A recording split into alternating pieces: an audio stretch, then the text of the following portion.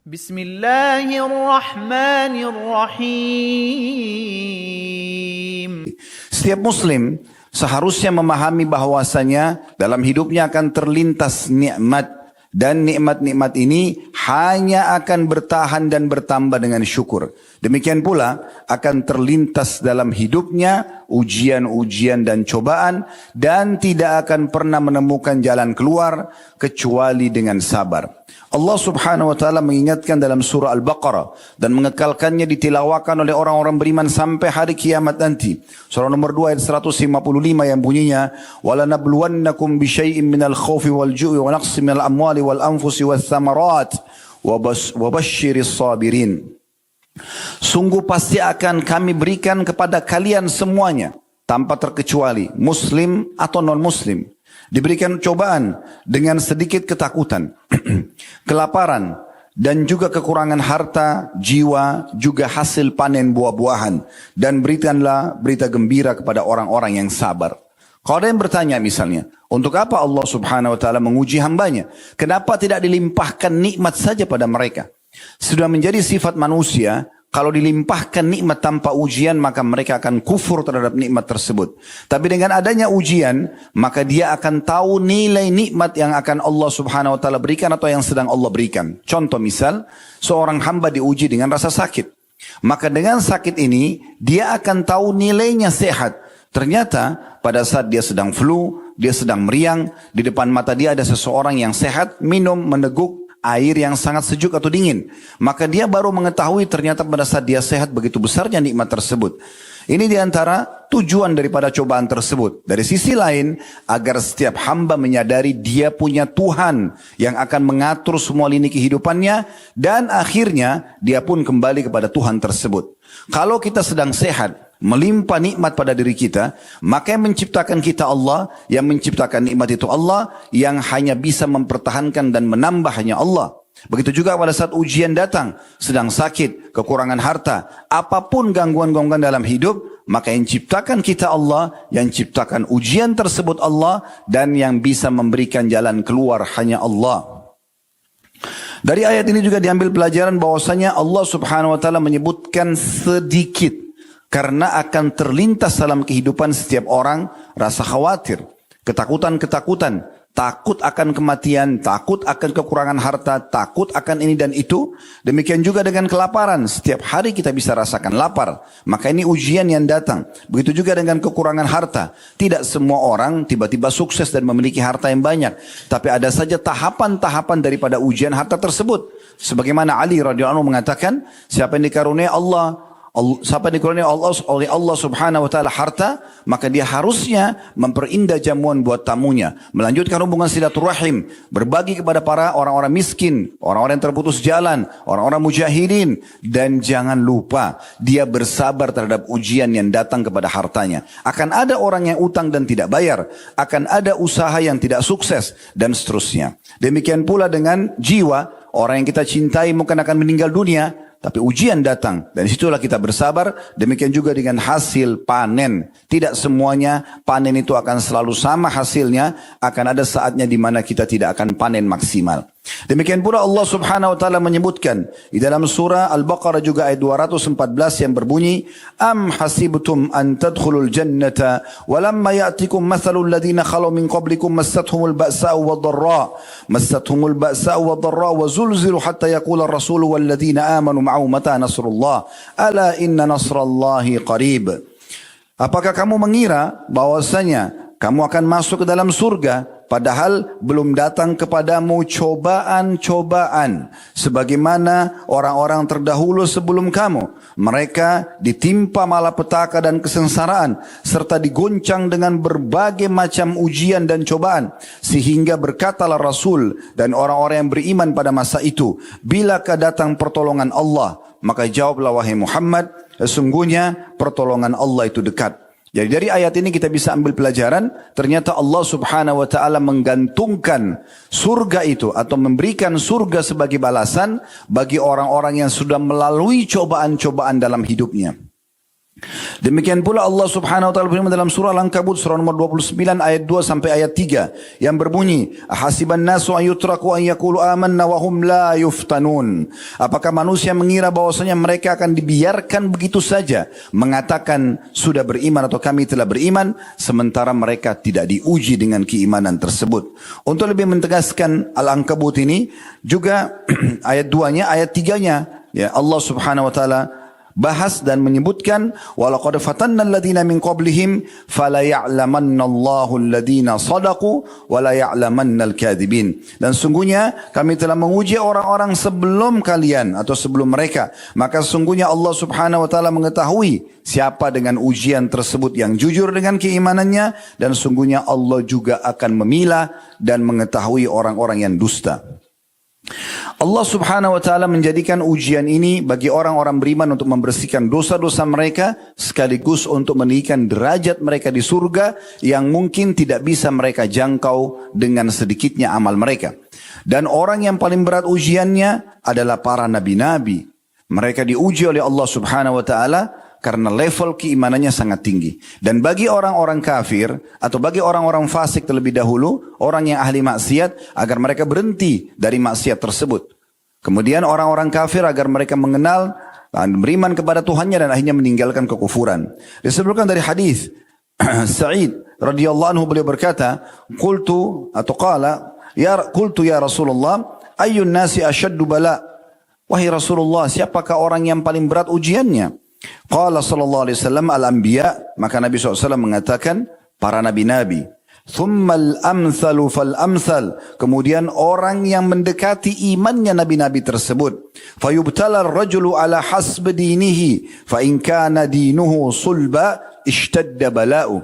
Dan orang akan diuji oleh Allah Subhanahu wa taala sesuai dengan kekuatan iman dia, berpegang teguh pada agamanya.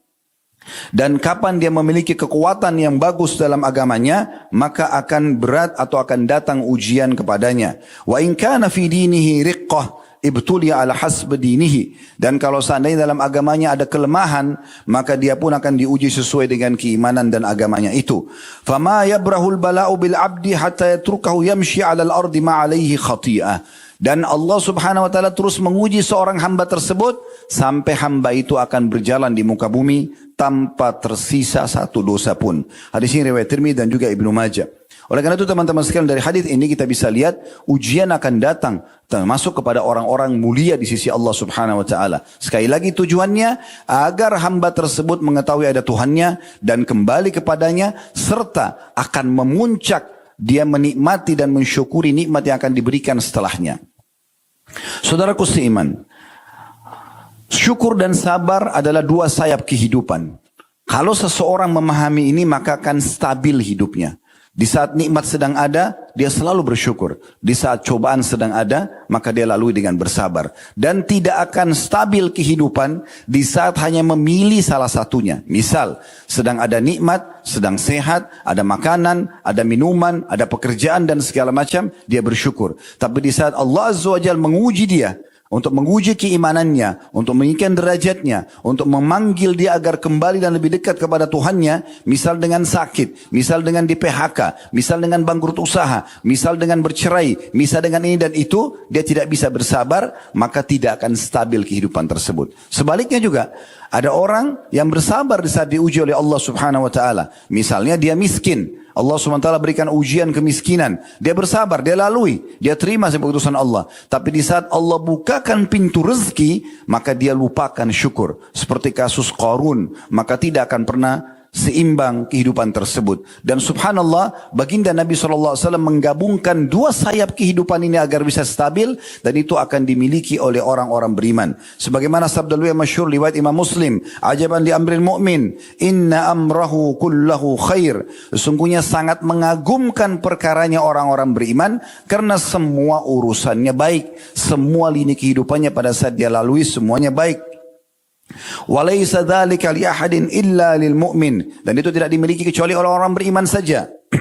In asabathu sarra'u syakar. Kalau dia diberikan nikmat maka dia bersyukur, fakana khairan lah. Dan itu akan lebih baik baginya karena akan mendapatkan tambahan nikmat tersebut. Wa in asabathu dharra'u sabar, fakana khairan lah. Dan kalau dia diberikan ujian, maka dia akan bersabar dan tentu juga itu akan menjadi lebih baik buat dia.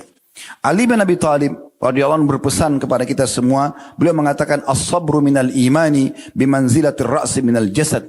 Ketahuilah, kata beliau, sabar itu kedudukannya di sisi keimanan seperti ibaratnya kepala dari jasad seseorang.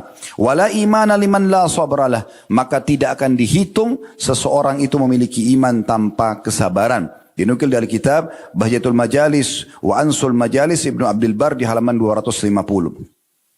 Solusi dalam menghadapi permasalahan, kami akan berikan kurang lebih kesimpulannya 5 poin dalam khutbah ini. Yang pertama adalah, kalau ujian sedang datang, maka terima dulu sebagai takdir Allah subhanahu wa ta'ala. Dan juga dijadikan sebagai bahan introspeksi diri. Kalau memang di situ ada dosa yang pernah dilakukan, maka yakinlah akan menjadi penyebab pembersihan dosa. Kalau tidak ada, maka yakinlah akan menjadi penyebab peninggian derajatnya. Dinukil dalam sebuah hadis Nabi SAW dengan sanad hasan sahih, diriwayatkan Tirmidzi, beliau bersabda, "Ma yazalul balau bil mu'mini wal mu'minah fi nafsihi wa waladihi wa malihi hatta yalqa Allah wa ma 'alaihi khati'ah." Terus saja ujian-ujian akan datang dari Allah kepada sosok mukmin laki-laki dan mukminah perempuan di diri mereka atau di dirinya, di keturunannya atau anaknya, di hartanya, sampai dia bertemu dengan Allah sementara tidak tersisa lagi dosanya. Begitu juga dengan riwayat Ummu Ala radhiyallahu anha yang sangat masyhur. Beliau pernah berkata, "Adani Rasulullah sallallahu alaihi wasallam wa ana maridah." Suatu hari pernah Rasulullah SAW menjengukku di saat aku sedang sakit. Faqala sallallahu alaihi wasallam, "Abshiri ya Ummil Ala." Terimalah berita gembira wahai ibunya Ala. فَإِنَّ مَرَضَ الْمُسْلِمِ يُذْهِبُ اللَّهُ بِهِ خَطَايَاهُ كَمَا تُذْهِبُ النَّارُ خَبَثَ الذَّهَبِ وَالْفِضَّةِ. Terimalah berita gembira wahai Ummu Ala, karena sungguhnya semua penyakit yang menimpa seorang muslim akan Allah jadikan penyebab bersihnya dosa-dosanya sebagaimana api membersihkan kotoran-kotoran atau sisa-sisa karat dari emas dan juga perak. Diriwayatkan oleh Abu Daud. Abu Sa'id Al-Khudri radhiyallahu anhu berkata, aku pernah mendengarkan Rasulullah SAW bersabda, tidaklah seorang mukmin ditimpa sakit, letih, demam, sedih, hingga kekhawatiran yang mengusiknya, khawatir saja mengusik dia, melainkan Allah akan mengampuni dengannya dosa-dosanya. Hadis riwayat Muslim. Abdullah bin Mas'ud juga radhiyallahu anhu berkata, aku pernah menjenguk Nabi SAW dan beliau sedang demam. Lalu aku berkata, wahai Rasulullah, sesungguhnya anda menderita demam yang sangat keras. Maka Rasulullah SAW menjawab, benar, sesungguhnya aku demam layaknya 2 orang dari kalian yang sedang demam. Abdullah lalu berkata radhiyallahu anhu, apakah dengan begitu anda juga akan mendapatkan pahala 2 kali lipat? Maka kata Nabi SAW, ya benar, ketahuilah, tidaklah seorang mukmin ditimpa sakit atau yang lainnya, melainkan Allah akan menggugurkan dosa-dosanya dengan ujian tersebut, sebagaimana pohon yang menggugurkan daun-daunnya. Hadis riwayat Bukhari dan Muslim. Dalam riwayat Abu Sa'id Al-Khudri yang lain juga, saya ambil potongan akhir hadis di sini diriwayatkan Ibnu Majah agar kita juga bisa menambah hikmah kenapa Allah SWT dalam ujian kepada hamba-hambanya yang berbunyi kurang lebih terjemahannya, apabila salah seorang yang saleh diuji oleh Allah SWT dengan kemiskinan. Sesungguhnya seseorang yang saleh yang dekat dengan Allah diuji oleh Allah SWT dengan kemiskinan sampai ia tidak menemukan tambalan bajunya atau mantelnya kecuali apa-apa yang dia himpun dari potongan-potongan kain. Namun ketahuilah, mereka sangat senang dengan ujian-ujian dari Allah sebagaimana salah seorang dari kalian senang dengan kemewahan. Jadi begitu saudaraku seiman, orang-orang beriman akan senang dengan ujian Allah, bukan malah dengan merengut, bukan malah menggerutu, tapi dia menerima sebagai ujian dari Allah SWT dan dengan penuh keyakinan, dengan tauhid dia, kalau Allah Azza wa Jalla mengetahui kejadian tersebut dan Allah Azza wa Jalla juga mengawasi dan melihat, serta Allah akan memberikan solusi di saat dia kembali kepada sang pemilik segala sesuatunya. Yang kedua, dengan ujian datang, kita jadikan sebagai momentum untuk mendapatkan cinta Allah subhanahu wa ta'ala, sekaligus juga balasan darinya. Sebagaimana Allah sebutkan dalam surah Al-Imran, surah nomor 3, 177, yang bunyinya, Wallahu yuhibbus sabirin. Dan Allah sangat mencintai orang-orang yang suka dengan kesabaran. Begitu juga Allah subhanahu wa ta'ala sebutkan di dalam surah An-Nahl surah nomor 16 ayat 96 yang berbunyi wala yajziyanna alladhina sabaru ajran bi ahsani ma kanu ya'malun, dan sungguhnya orang-orang sabar pasti akan diberikan balasan lebih baik dari apa yang telah mereka lakukan. Maksudnya dengan sedikit bersabar, balasannya nanti pada saat di hari kiamat dia lihat, dia akan sangat gembira. Dan kalau perlu dia berharap kembali ke dunia, diuji berlipat-lipat dari apa yang telah diujikan kepada dia. Karena sedikit sabar dalam gangguan ataupun apa yang sedang menghalangi hidup kita ini, maka akan mendapatkan balasan yang tidak seimbang sama sekali dengan ujian tersebut. Demikian pula Allah subhanahu wa ta'ala pastikan dalam surah Az-Zumar surah nomor 39 ayat 10 bahwasanya orang-orang sabar akan mendapatkan pahala tanpa ada batasan lagi. Innama yuwaffas sabiruna ajrahum bighairi hisab. Sesungguhnya orang-orang sabar akan mendapatkan balasan tanpa lagi ada hitungannya. Bukan dengan sabar sehari diberikan nikmat sehari, bukan dengan sabar di satu ujian diberikan satu nikmat, tidak seperti itu. Tapi sudah tidak ada lagi batasan daripada balasan tersebut.